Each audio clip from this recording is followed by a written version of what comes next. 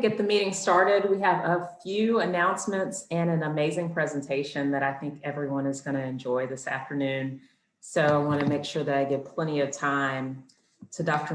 Marchand and time for questions and answers at the end. So first off, welcome to our May meeting. We've got some exciting things coming, hopefully, for the rest of the year with all of the changes that continue to happen with our CDC.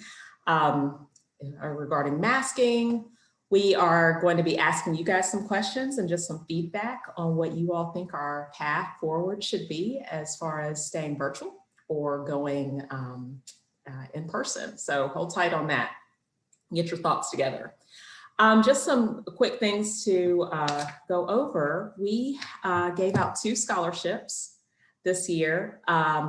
Really excited about that. I don't know if you all remember in the past, we've done a presidential award where the president got to give money to a specific organization, but we did a switch a few years ago and started giving scholarships out to folks at the University of Memphis who were studying to work in healthcare administration.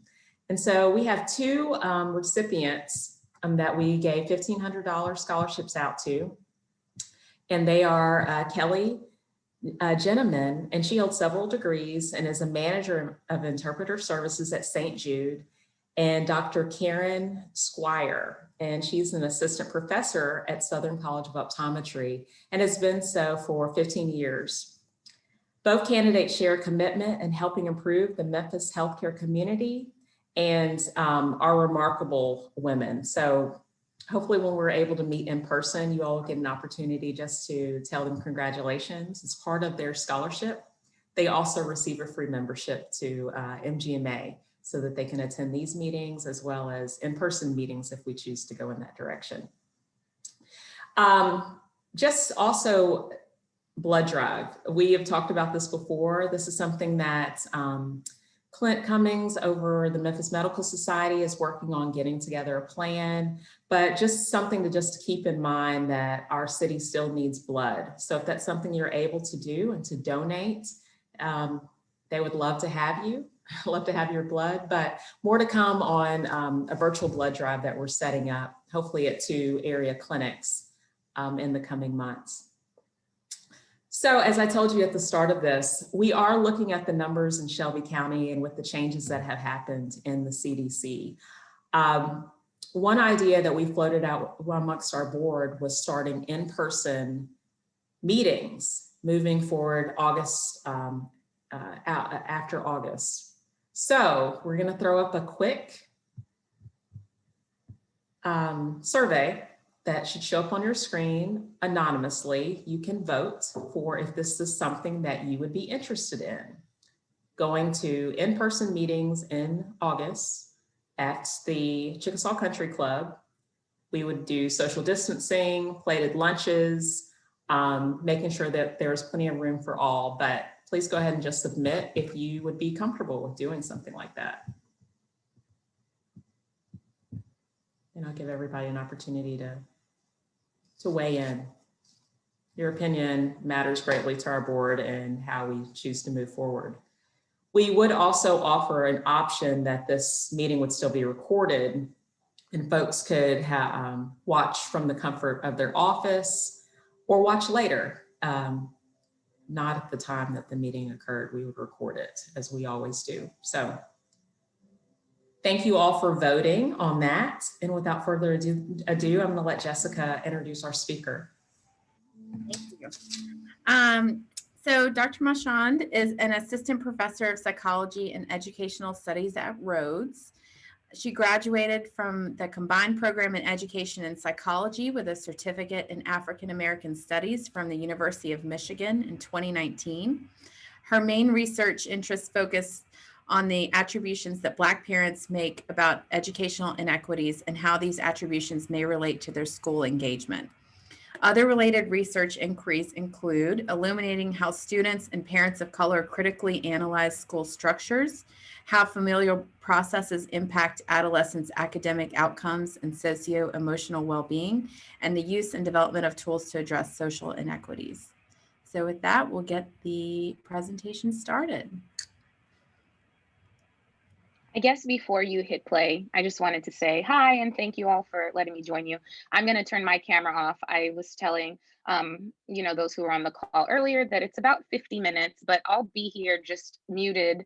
So please feel free to drop questions in the chat and then we can have a conversation at the end. So in many ways, my research and my work focuses on schools, but I believe that as systems function, schools function similar to healthcare systems. So we can make some parallels in our conversation after as well. So looking forward to chatting with y'all in about 50 minutes. Thank you.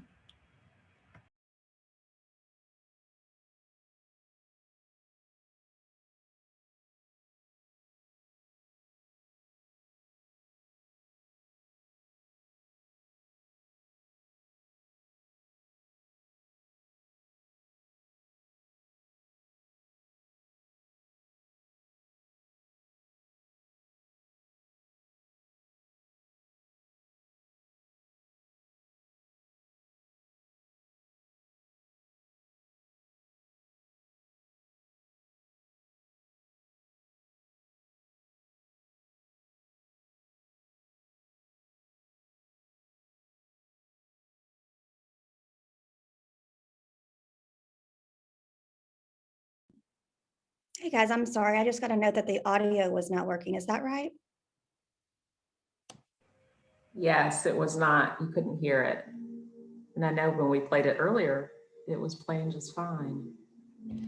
All right, give me just one moment. Thanks, Allison.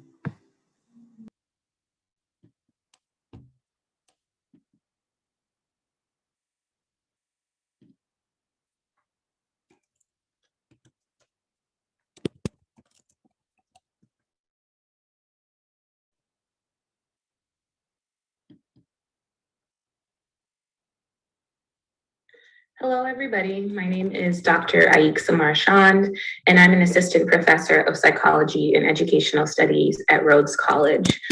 Today, my lecture is entitled Wealth Disparities and Educational Outcomes, and this is part of the Health Equity Lecture Series. So first, this presentation is made for one-time educational use only, but if anyone has any questions, please feel free to reach out to me. My contact information will be at the end of the slideshow. Okay, so today the first objective that we're going to cover is I want everyone to be able to understand the difference between income, socioeconomic status, and wealth. However, for the majority of the lecture, we're going to be focusing in on wealth. So just sort of getting through how those three differ, but then focusing on wealth moving forward. I also want to recognize the way that wealth is disproportionately held within the United States, and we're going to dive deeper into particularly the racial wealth gap.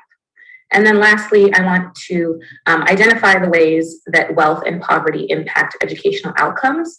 And when we're talking about educational outcomes, having in mind that they are a primary social determinant of health. Okay, so let's get right in. Wealth is defined formally as net worth.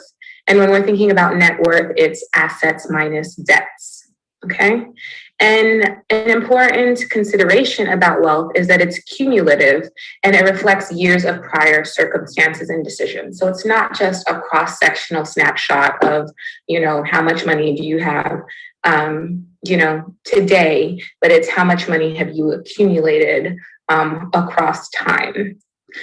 It's possible also to have negative, zero, or positive wealth. So normally when we think about wealth, we think of it as, a positive large number, but somebody who's in debt, remember if it's assets minus debt, somebody who has more debts than assets, they would have negative wealth, right? So they would they wouldn't have this wealth that they could draw upon, rather they'd have to pay down that debt. And it is distinct and only moderately correlated to income. So these two are not synonymous. We could imagine somebody who has a large amount of wealth, maybe a large inheritance from, prior generations of the family, but might not be currently working.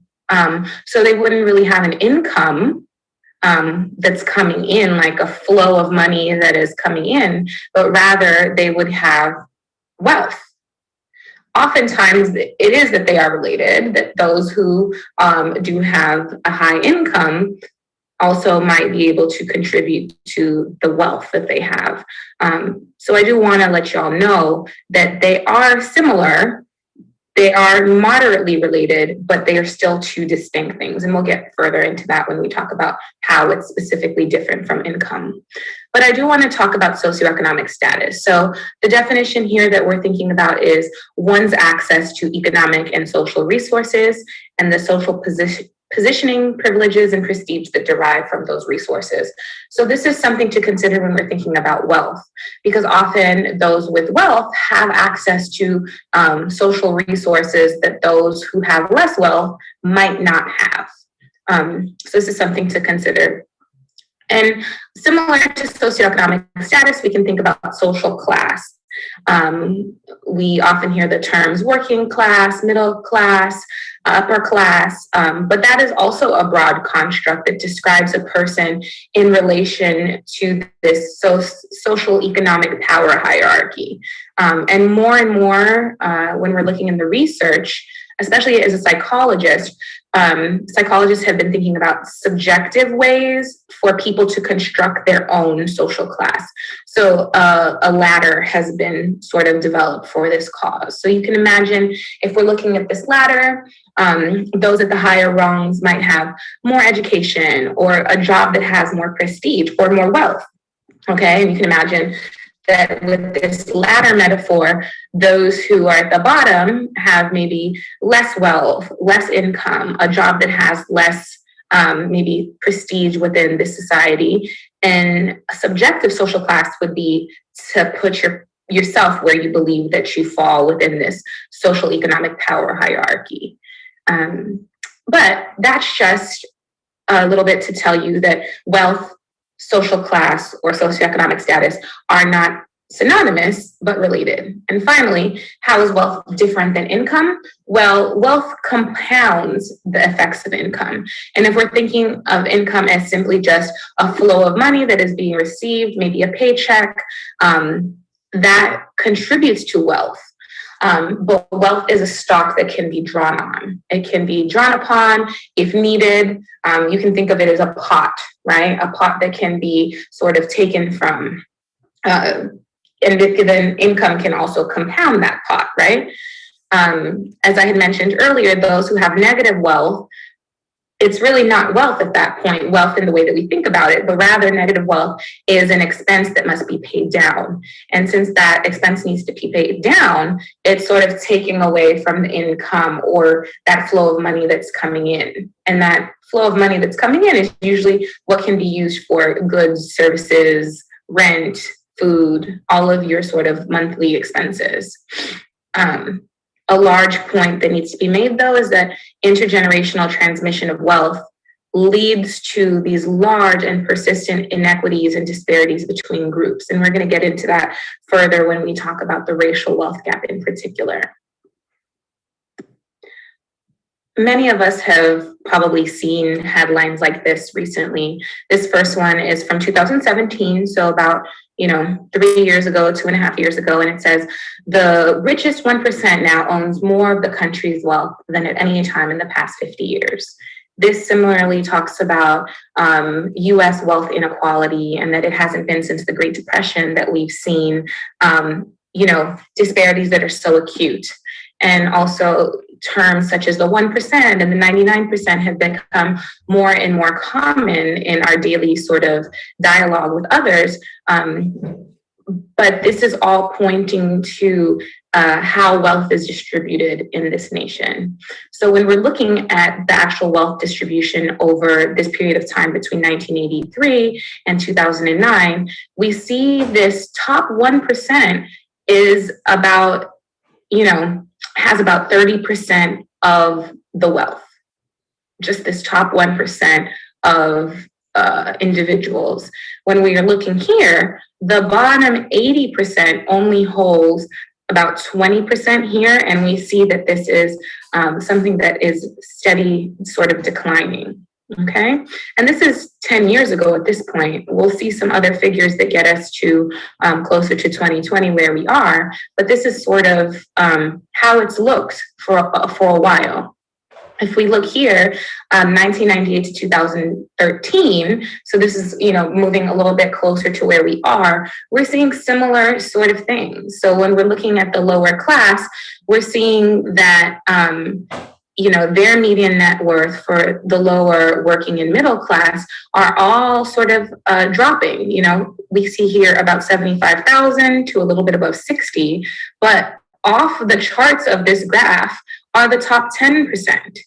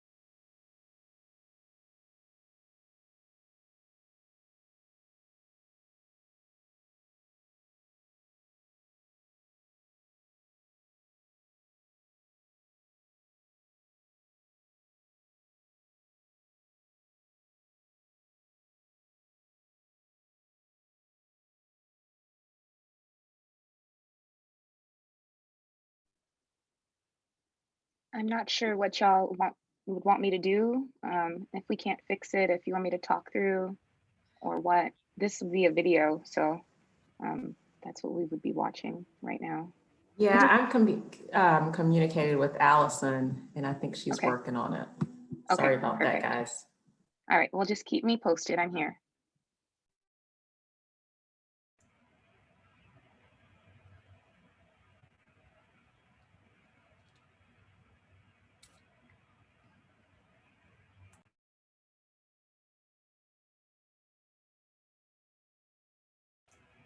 That slide was really powerful. It just broke the thing.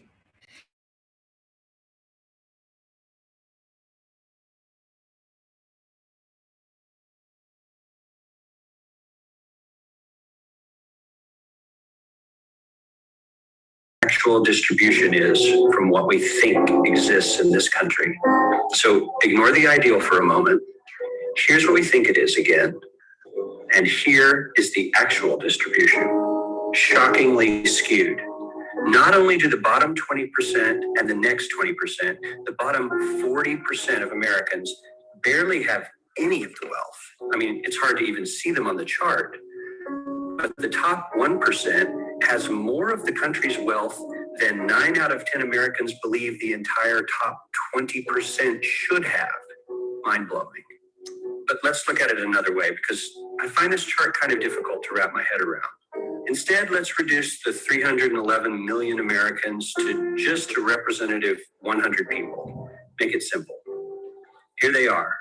Teachers, coaches, firefighters, construction workers, engineers, doctors, lawyers, some investment bankers, a CEO, maybe a celebrity or two. Now let's line them up according to their wealth. Poorest people on the left, wealthiest on the right, just a steady row of folks based on their net worth. We'll color code them like we did before based on which 20% quintile they fall into. Now let's reduce the total wealth of the United States, which was roughly $54 trillion in 2009, to this symbolic pile of cash. And let's distribute it among our 100 Americans. Well, here's socialism, all the wealth of the country distributed equally. We all know that won't work. We need to encourage people to work and work hard to achieve that good old American dream and keep our country moving forward. So here's that ideal we asked everyone about. Something like this curve. This isn't too bad. We've got some incentive as the wealthiest folks are now about 10 to 20 times better off than the poorest Americans. But hey, even the poor folks aren't actually poor, since the poverty line has stayed almost entirely off the chart. We have a super healthy middle class with a smooth transition into wealth. And yes, Republicans and Democrats alike chose this curve. 9 out of 10 people, 92%, said this was a nice, ideal distribution of America's wealth. But let's move on. This is what people think America's wealth distribution actually looks like. Not as equitable, clearly, but for me, even this still looks pretty great. Yes, the poorest 20 to 30% are starting to suffer quite a lot compared to the ideal, and the middle class is certainly struggling more than they were, while the rich and wealthy are making roughly 100 times that of the poorest Americans and about 10 times that of the still healthy middle class. Sadly, this isn't even close to the reality. Here is the actual distribution of wealth in America. The poorest Americans don't even register. They're down to pocket change. And the middle class is barely distinguishable from the poor. In fact, even the rich between the top 10 and 20 percentile are worse off. Only the top 10% are better off. And how much better off? So much better off that the top 2 to 5% are actually off the chart at this scale. And the top 1%, this guy, well, his stack of money stretches 10 times higher than we can show. Here's his stack of cash, restacked, all by itself. This is the top 1% we've been hearing so much about. So much green in his pockets that I have to give him a whole new column of his own because he won't fit on my chart. 1% of America has 40% of all the nation's wealth. The bottom 80%, 8 out of every 10 people, or 80 out of these 100, only has 7% between them. And this has only gotten worse in the last 20 to 30 years.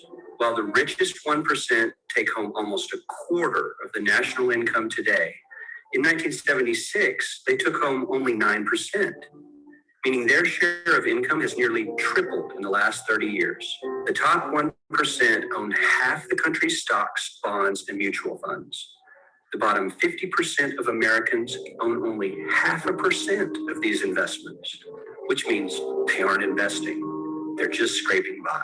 I'm sure many of these wealthy people have worked very hard for their money. But do you really believe that the CEO is working 380 times harder than his average employee? Not his lowest paid employee, not the janitor, but the average earner in his company. The average worker needs to work more than a month to earn what the CEO makes in 1 hour. We certainly don't have to go all the way to socialism to find something that is fair for hardworking Americans. We don't even have to achieve what most of us consider might be ideal.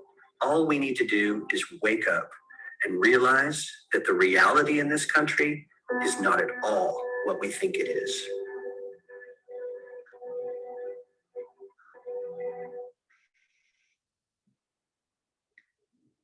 All right, so the points that I wanted to make, or that I wanted you all to get from that, is that Americans see that there is some inequity when we're talking about sort of their perception versus what they believed was ideal. Ideal was much more equitable. Their perception was that they understood that there were some disparities and some inequities, and there was a realization that the way that wealth is distributed is a bit messed up or unfair, right? But then when we see the actual, it seems that those who were surveyed never really believed that that's how bad it was. And that's how it is, right? So with the idea of zero wealth or negative wealth, we can see how the ideal is even more so played out, right? So the disproportionality is getting worse as we see over time. So I want to move forward to a summary point. So Thomas Piketty wrote a large, long book, 696 pages, about wealth and wealth distribution. And sort of if we were to summarize his whole book, it would say wealth grows faster and is more inequitably distributed than income. So I want you to take that summary point as we move forward. We haven't spoken about race yet, but we're going to get to that next. So when we're looking at the racial wealth gap, we see that wealth is directly related to societal and racial inequality and inequity.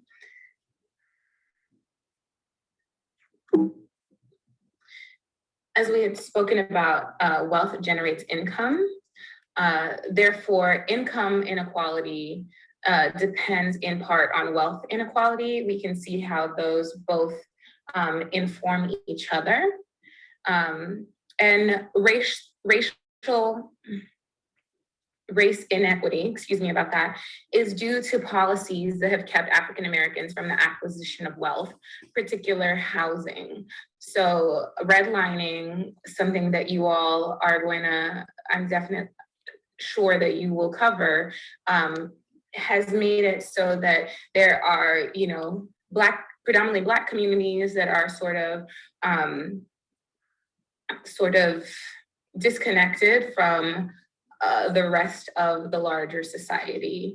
And since wealth is accumulated advantage over time, we can also view it on the flip side and see how it can also be accumulated disadvantage over time. So more recently, especially in the light of what's been happening after George Floyd's murder and all of the sort of uprisings and the more popular discussions of systemic racism, many scholars, so Nicole Hannah-Jones and William Darity, have been talking about reparations or restoring or repairing damage that has been done after something egregious. And in this sense, the egregious thing was slavery. So thinking about how African Americans here in the United States have had actually accumulated disadvantage. And this is causing sort of the large wealth disparities that we see between African Americans and whites in the United States. So, you know, after 250 years of chattel slavery and 100 years of legalized segregation, and some would say racial terrorism, you can imagine how that has impacted the economic well-being of Black Americans. They were viewed as property, so they weren't able to have property. And as I mentioned, redlining sort of and covenants kept them from actually being able to own wealth, own land, you know, get into some of the wealth building avenues in this country. So we can say, in other words, sort of this whole pattern of racial discrimination and racism has kept Black Americans from acquiring a foothold in the economy, if that's how we're thinking about what wealth is. So as in the last slide, we see how there are certain things such as slavery and Jim Crow law and redlining. These are things that have kept Black Americans from being able to build wealth. Being denied access to education, higher education, land, and higher paying jobs are all of these things that have sort of caused a chasm and a racial wealth gap. So those are the primary wealth building tools when we think about, you know, higher paying jobs, the ability to acquire assets. When we think about education and higher education in particular, sort of having access and opportunities to other avenues that can help sort of build that wealth and those assets. But since, you know, as I had shown before, for hundreds of years, African Americans have been denied that access to these primary wealth building tools. It has created a stark chasm that, as we had mentioned, since wealth is intergenerational, has built up over generations.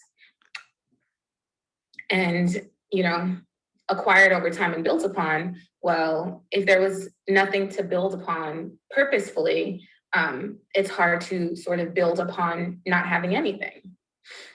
So now we see stark disparities, such as, you know, Black Americans making up 13% of the population of our country, but only possessing 2.6% of 2.6% of the nation's entire wealth. So definitely disproportionate representation there. The net worth of a typical white family is $171,000. And that's nearly 10 times greater than that of a typical Black family, which their average net worth comes in at $17,150. And this is in 2016, so about 4 years ago. And tying wealth to education, Black heads of household who have a college degree only have 2/3 of the net worth of white heads of households that never finished high school. So oftentimes, there's a saying, just go to college and everything will be better, right? Or we see these numbers of, if you have a high school diploma, or if you have an undergrad degree, or if you have a master's degree, this is how much you'll make. Well, even with those sort of numbers and that sort of rhetoric, even so, Black individuals who go to college still in this country will have or hold only 2/3 of the amount of wealth that, a white peer who never finished high school has. So yes, go to college, but at the same time, that doesn't promise to Black Americans in this country that they're going to be able to sort of catch up to the intergenerational transmission of wealth that white individuals have been able to sort of draw upon over time. So if we look at this, we see a period of time between 1989 and 2016, and this is the median net worth. So we see that throughout this whole period of time, white families have always had the highest net worth. Unsurprising, especially when we're thinking about the definition of wealth being sort of intergenerational, building upon over time, we see that they are well above the average. And what we see with that darker green line at the bottom, Black families have always been at the very bottom. We see that they are below 20%, or sorry, 20,000 net worth in 2016 dollars. We saw a little bit of a increase, but we see that at 2016, just as in 1989, they were below $20,000. Whereas we see that white families started in 1989 at the beginning of this chart at a little bit under $140,000, and now, in 2016, the most recent date on this graph, have increased to a little bit between 160 and 180. So they've seen a $30,000 net worth increase, and Black families have remained stagnant. So seeing this disparity over time. It's also important to think about multiple intersections of oppression. So if we're thinking as wealth, and that being a sort of outward showing of the oppressive systems that Black Americans live under, it's important to understand intersecting stratification processes and how it's a multiplicative thing and not just an additive thing. So if we're thinking about Black Americans living in an oppressive economic system where they're not able to sort of build wealth, we have to understand that if they are being faced with another system of oppression, it is more of a multiplicative product rather than just an adding of different types of oppression. So we're going to talk about how this affects education soon. But research has paid insufficient attention, especially in social science, to the intersectionality of these things and how they have a significant, play a significant role on human lived experience. Those who are affected most negatively tend to be those who are poorest and most oppressed. on various axes of social inequity. So I really, from this slide, what I want you all to be thinking about is how it's multiplicative and not additive.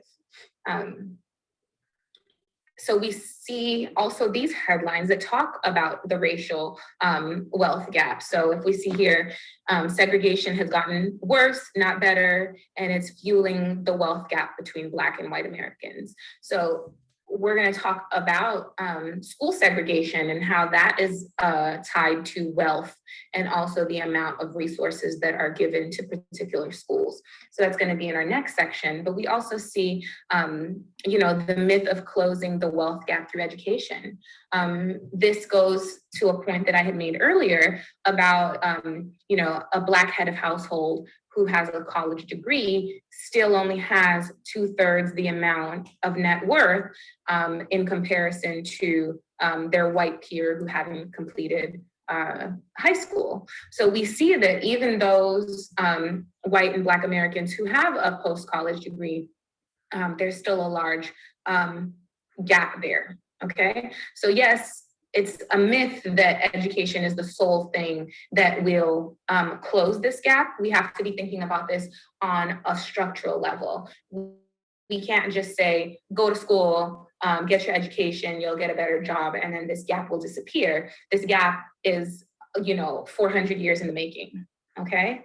And if we see here, we see that, wealth and income, that these ratios are worse for families with children. So when we're thinking about education, those households that have children, we see even larger racial wealth gap disparities. Okay, so as a psychologist, I think it's really important the way that we think about wealth and poverty. So this came from a 2004 article in American Psychologist that states, psychologists need to come to grips with the ecological reality of poverty and resist relegating income and SES to an unexplained confounding variable in their models of human behavior and well-being. So as a psychologist, I've seen lots of research that just sort of controls for, wealth differences or income differences, instead of really thinking about how they're actually playing a role in the things that we're studying, okay? So if we're thinking about anxiety and depression, sort of typical measures that psychologists use, instead of just controlling for wealth and income, we need to really be thinking about how wealth and income might be an explanatory sort of mechanism for depression and anxiety. That's not really my area, but you can imagine how, having negative wealth might have an effect on your mental health. Because you might be more stressed about where you're going to get, your resources or the money to sort of pay down a debt. So we need to be thinking about how wealth and racial wealth gaps actually affect the lived experiences of those people, of Black Americans on a day-to-day basis. So looking particularly at wealth gaps in education, I just want to start off by looking at some of this research by Fabian Pfeffer at the University of Michigan. So if we look on the left-hand side, we see that educational outcomes by wealth background, and it's divided between lowest and highest. So if we look at the bottom the bottom sort of set of information that I put in this red box, if we look at college graduation, the lowest quintile of wealth has a 9.1% college graduation rate. The highest quintile has a 53.7% college graduation, which is a 44% difference, okay? And if we look at this over time, we see that if we're comparing a cohort of those participants who participated in the 1970s cohort and the 1980s cohort, we see that there's an increase in the top 20%, a 14.1 increase in college attainment, but the increase for the bottom 60% isn't increasing as fast. There's less than a 5% increase. So even over time, we're seeing this is more evidence showing that this gap is increasing over time. So not only is it wealth distribution being more inequitable, but also in terms of college attainment and college graduation, there are also stark divisions there as well. And there's many reasons for this. You can think about how much it costs to attend college, who has access to even knowing about different colleges. I was a teacher before I became a professor, and you know, I've heard stories of individuals in schools who are in predominantly Black areas who don't have a college counselor who works at the school, versus more affluent areas, college counselors are, you know, informing about various schools, and schools are coming in and recruiting from high schools in more affluent areas. So let's look even further. Wealth disparities in post-secondary persistence. So, you know, post-graduation from high school, are wider than racial ethnic disparities. So this isn't a race thing. We can also boil it down to it being a difference in wealth. These wealth disparities are driving these differences for many of the reasons that I just explained about access and opportunity. So this quote is from the Pell Institute for the Study of Opportunity in Higher Education. And they state, if all Americans attain bachelor's degrees by age 24 at the same rate as individuals from the top half of income distribution in the US, we would currently have the highest share of bachelor's degree recipients in the world. However, we don't. And the reason for that is because this is just for the top 50%. As we've been noting throughout this lecture, what's going on with that bottom 50%? They don't have the same amount of access, and therefore are not attaining bachelor's degrees at the same rate, okay? So in a paper that I helped collaborate on from last year, we found three things. We see that wealth engenders parental and child processes, primarily expectations and achievement that promote educational success. So it's sort of like what came first, the chicken or the egg? So does educational success happen before parent expectations, or do parent expectations drive educational success? But we also saw that wealth plays a different role across the life course. So we followed a panel of participants from before they were born all the way until they were reporting on, and before they were born, it was measured by their parents until they were responding to their own items after they graduated from high school. So it's information and data from the panel study of income dynamics, which is a longitudinal study that's been going on for decades now. But we found that for younger students, so in elementary, it seemed as if wealth played a role, and that parents could do more sort of extracurriculars with their children. They could bring them to museums, and they could supplement them with tutors and after-school activities. And then as students went into high school, it changed in that wealth was sort of pushing those educational expectations, okay? Or wealthier families were pushing educational expectations. But one of the most stark findings that we found was that pre-birth wealth, so the wealth that your parents hold, had a significant mediated relationship between going through all of those expectations and achievement to educational attainment 17 years later, okay? So the wealth that your family holds before you were born is in some ways a determinant of what's gonna happen to you 17 years later, okay? So you can imagine those families who have negative wealth or zero wealth. What we're seeing here is that wealth sort of already puts you on a path. So depending on how much you have access to or what you received from previous generations, it's creating those chasms even further. part of this is because of school funding. So a lot of what I had just spoken about was college attainment, you know, post-secondary persistence, but I want to bring it back to like a K through 12 perspective now. So in 2016, predominantly white school districts received $23 billion more than predominantly non-white school districts in state and local funding, despite roughly serving the same number of children, okay? And this is because school funding is often paid through property taxes, okay?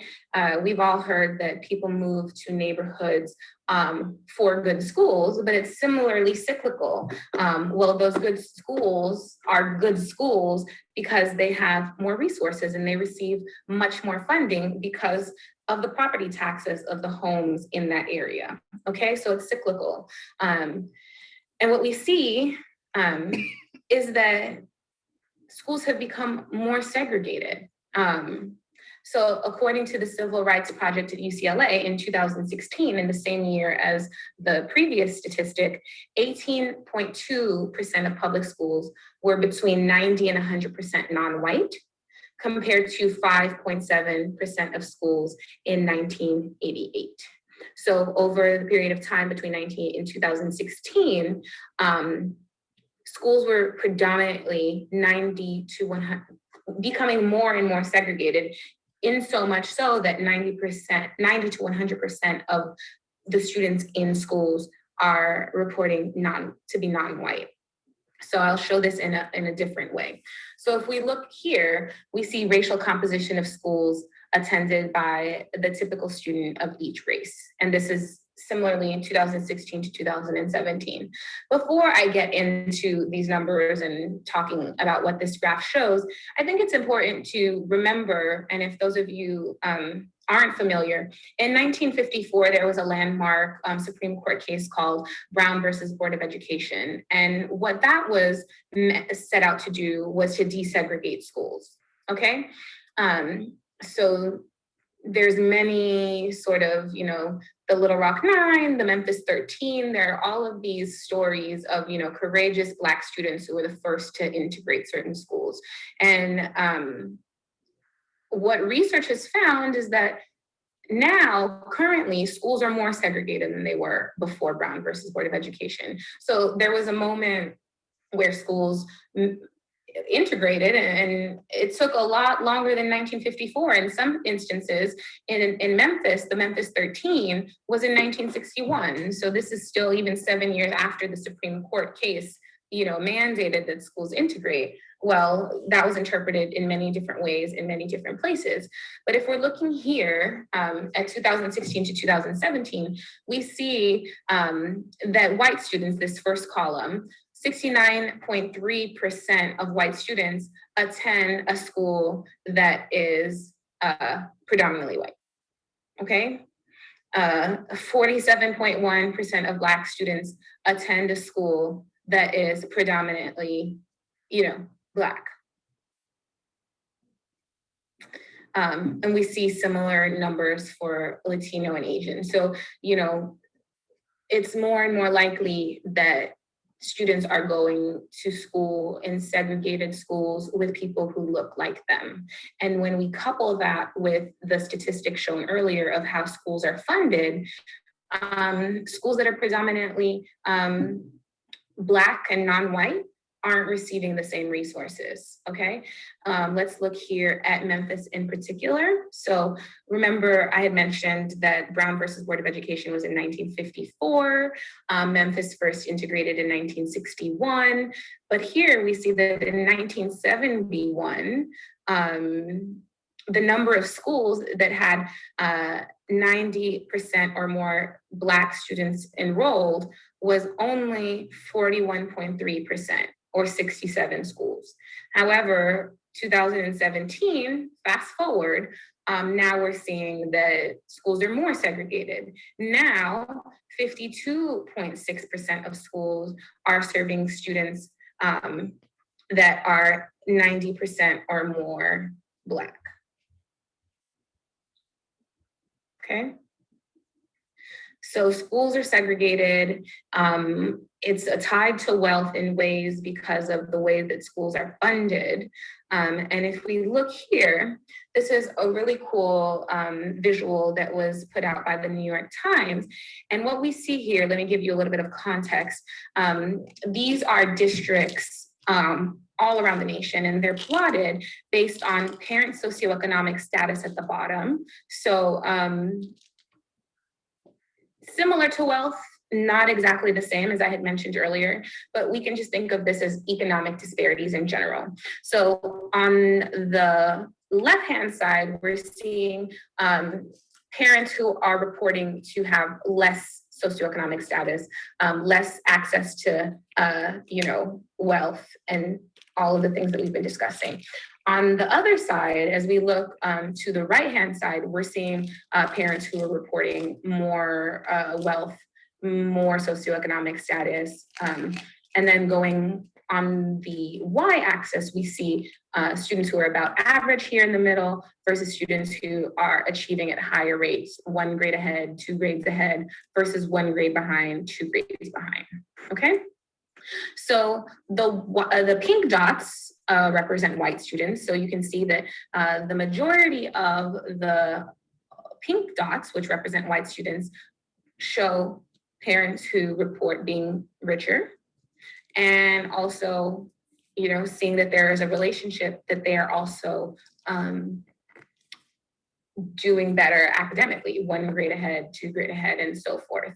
What we see in the middle here are dots that represent Hispanic students. And then we also see here green dots represent Black students, where we see that they tend to be on the poorer side, that their parents are reporting less wealth, less access to socioeconomic resources. And we're also seeing that they're reporting to be behind. Okay, and I want to bring attention to these dots that are outlined in Black, because those represent Memphis city schools. Okay, so pre-merger, demerger, there's a lot of information on that I can link in these slides.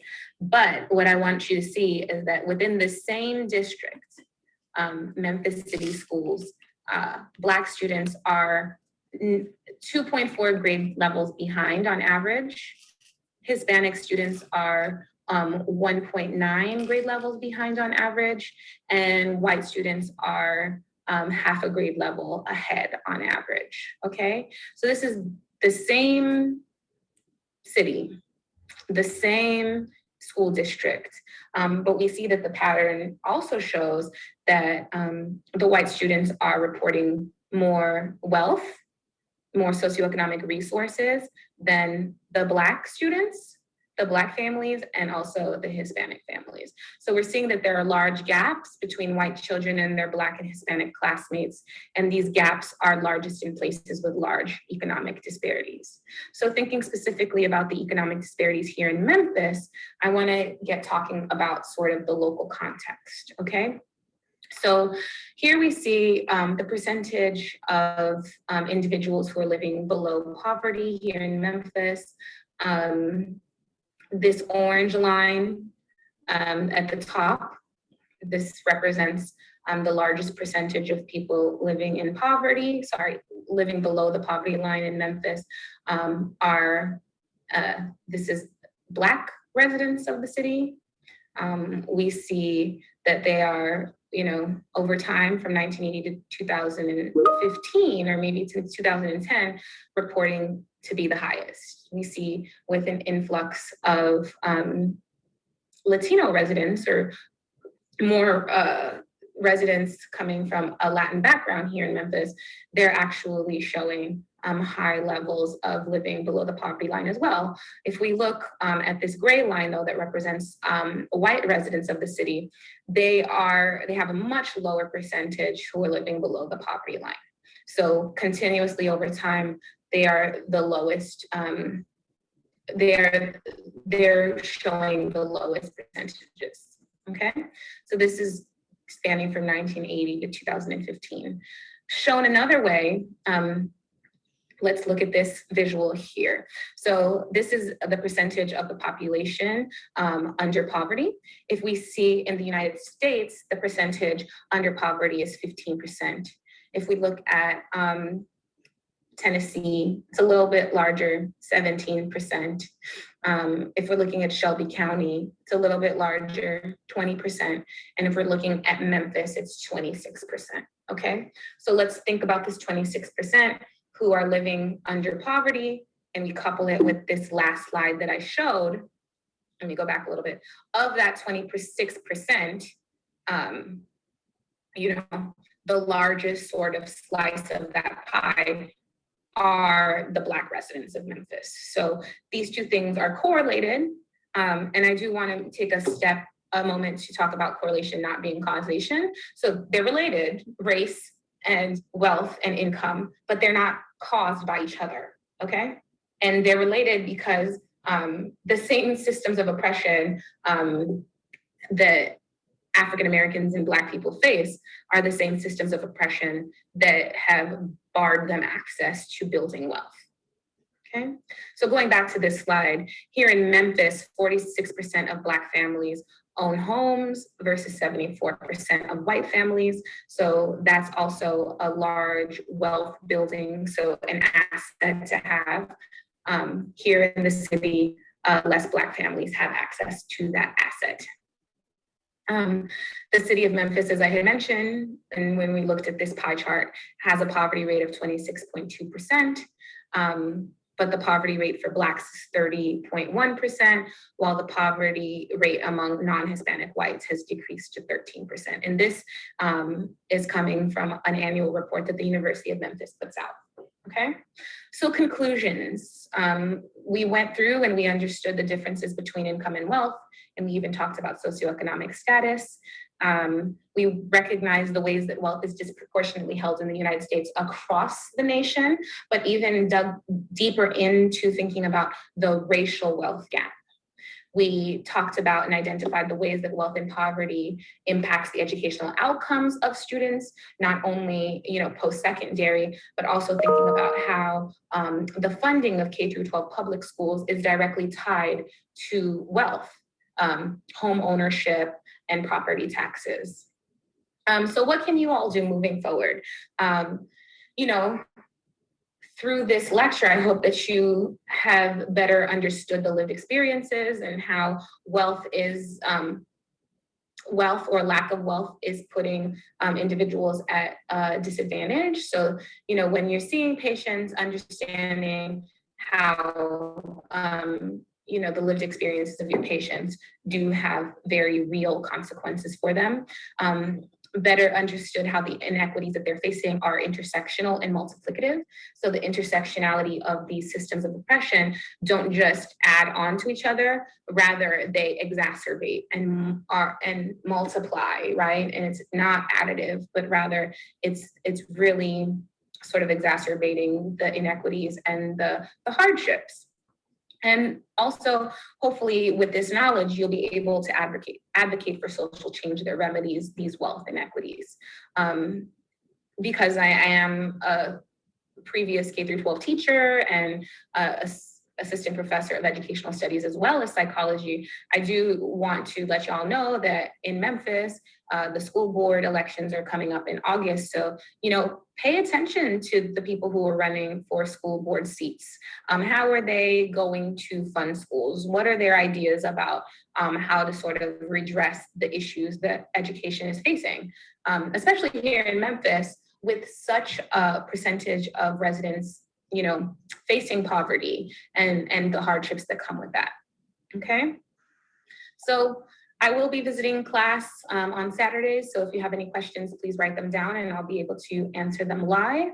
But if anybody wants to get in contact with me, here is my information, my email, and also my Twitter. But yes, thank you for listening. Pause as you want, rewind if you want, and I'm looking forward to answering your questions when I visit you all in class. That was great. Thank you so much for the presentation. And just as a reminder, I know I was jotting down notes, but this will be on our website. So if anybody is interested in kind of revisiting some of the slides, couldn't hear some things for a few minutes in the middle, those slides will be available for you to watch and maybe even share with coworkers or folks who just need to be a little bit more informed. I have to confess, I'm one of the believers of the myth that getting a college degree in education was a tool to help people get out of maybe a poverty or an under-resourced family situation. And just seeing the slides and the presentation that you brought forth, I am definitely, the myth has been debunked for sure. The numbers are staggering just to see our city in the light of the disparities when it comes to race and wealth in our community and in our nation. So if anyone has any questions, please feel free to unmute yourself or put those in the chat. Myself or Allison can read them if you don't feel comfortable doing so or want to just ask a question anonymously. You can send that to either of us directly and we'll be happy to do that.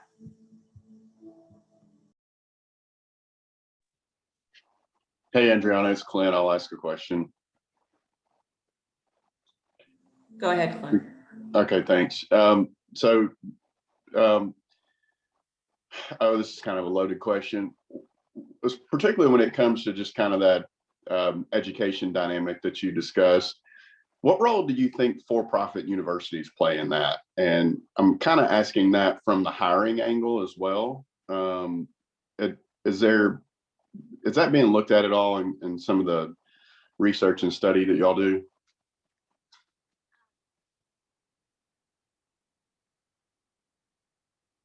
Oh, I you're know on it's mute. something. It came. Go ahead.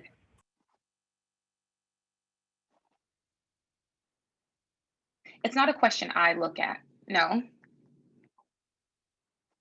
Now we can. It sort of just, it's delayed, I think.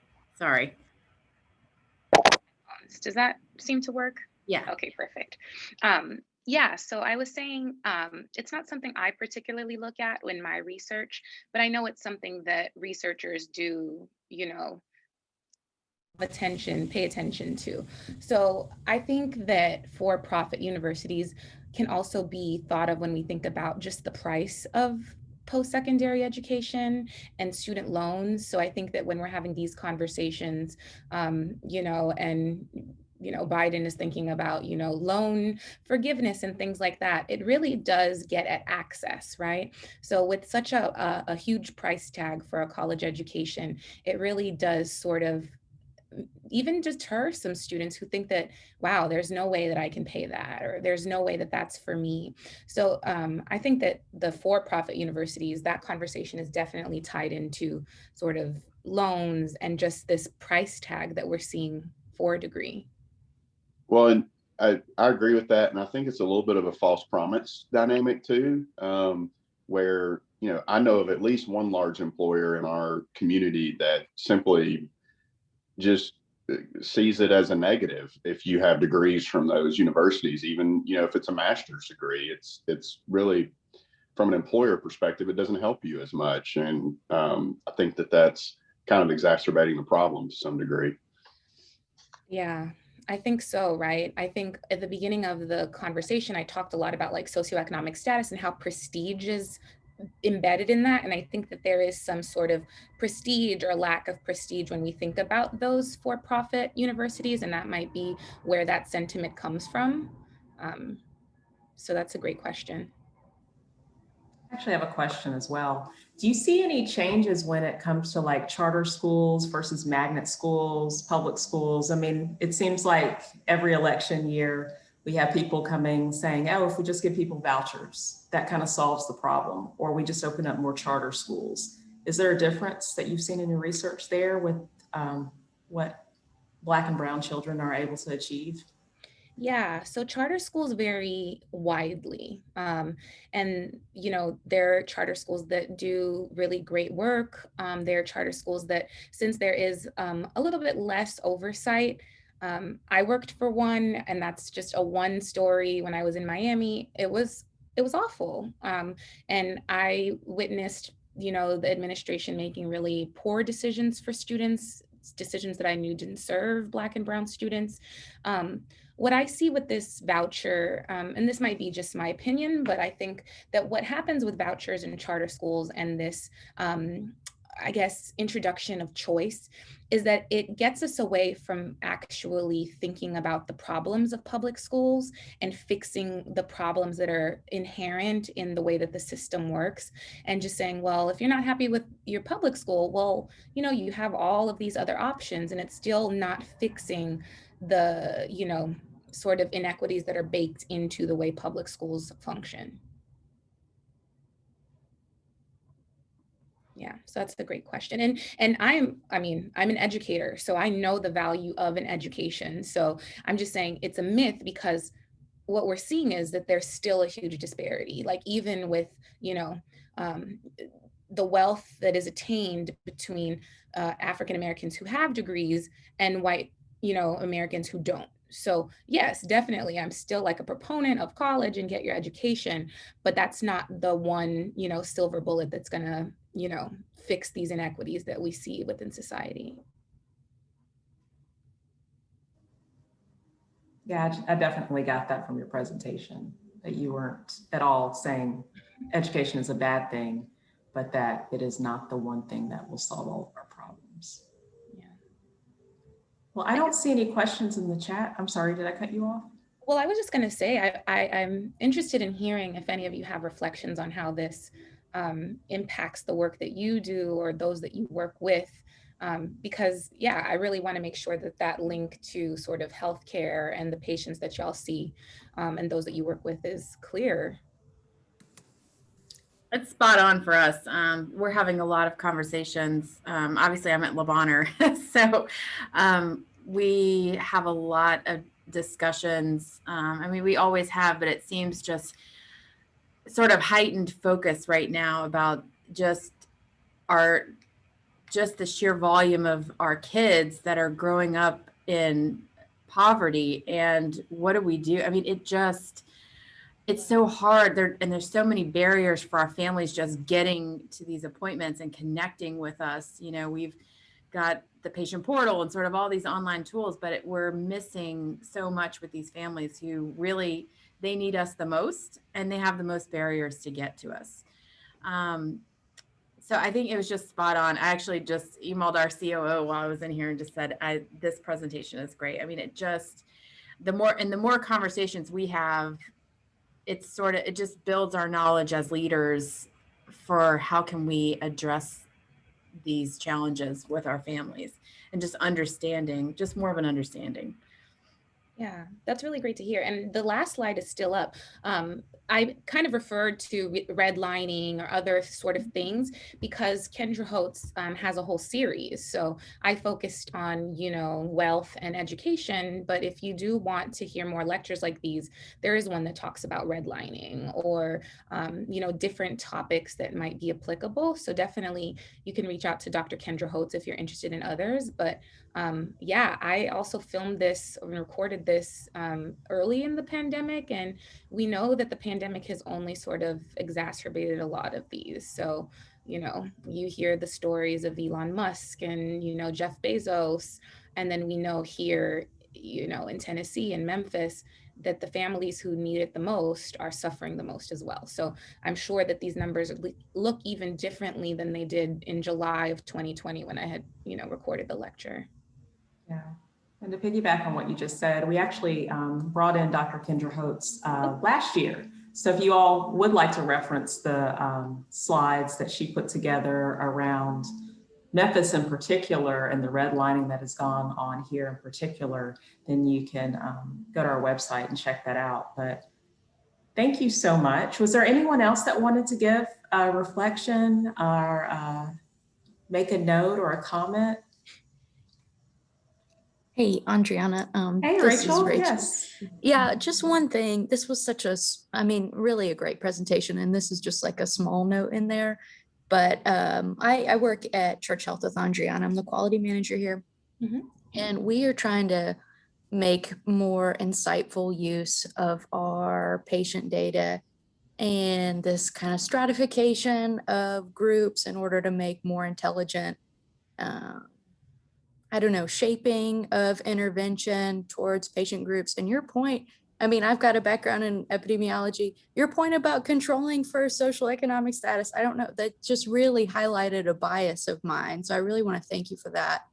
And it's just, I mean, why? It just makes it so clear to me now that you pointed out. It's like, why would we control for something that is going to affect whether or not an intervention is going to work, you know? And so that's such a blind spot. I think you're entirely right in health literature. And so I don't know, I've taken a picture of your email here. I might, I know that you're not, you know, health, this is a health and poverty, of course they're related, but you know, our outcome there is going to be chronic disease control instead of poverty, right? So I don't know, you've got my gears turning. I want to thank you for that, about how best to kind of run those data in a way that doesn't just wipe out the influence of, just really good. So I want to thank you for that.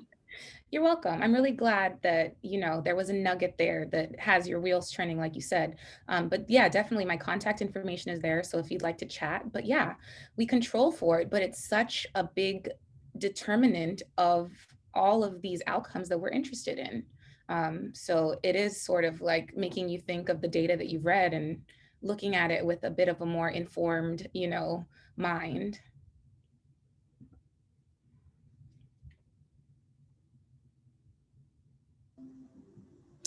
Well, I thank everyone for coming and for being here this afternoon. I really appreciate it. Thank you so much, Dr. Marchand. And her information is there, and she has been so gracious to answer emails and questions if you have them after this presentation, just to, you know, feel comfortable muting them. I did see one of our recipients, she might not still be on, Dr. Karen Squire, one of our recipients of our scholarship, is here. If you want to show us video and just, if you're able to, she might, oh, there she is. Hi. Hi. We introduced you a little bit earlier, but she's one of our recipients of our scholarship, and she is at SCO and has been there for about 15 years, right? 6, yeah. Oh, sorry. Yep. Sorry about that. It's totally fine. Thank you for coming today. I want to say thank you so much for the scholarship. It's so lovely that you guys invest in anybody, but invest in me, that I can invest back into the Memphis community. I primarily work with visually impaired people, and sometimes we need to do what we can to help them out. And from a public health approach, that's really the best way that we can kind of help make sure we have resources. So I do want to thank you so much for the scholarship. It's definitely going to go a long way to help the Memphis community. So thank you so much. I appreciate it. And this was a great lecture. I absolutely enjoyed every minute of it. So thank you. Thank you for being here. Well, everyone, we got your votes in, and so we will just let you all know what we decide to do if we're going to move to in-person. Next month, we will not be, so we'll still be doing virtual. And June 17th, we have a presentation from SBMIC on time management for leaders. So I hope that you all can join us for that. Just check your email boxes for that invitation and the Zoom information there. Thank you so much, Dr. Marchand. We so appreciate your presentation. It was great information. And everyone have a great day. Yes, enjoy it. Thank you all. Bye.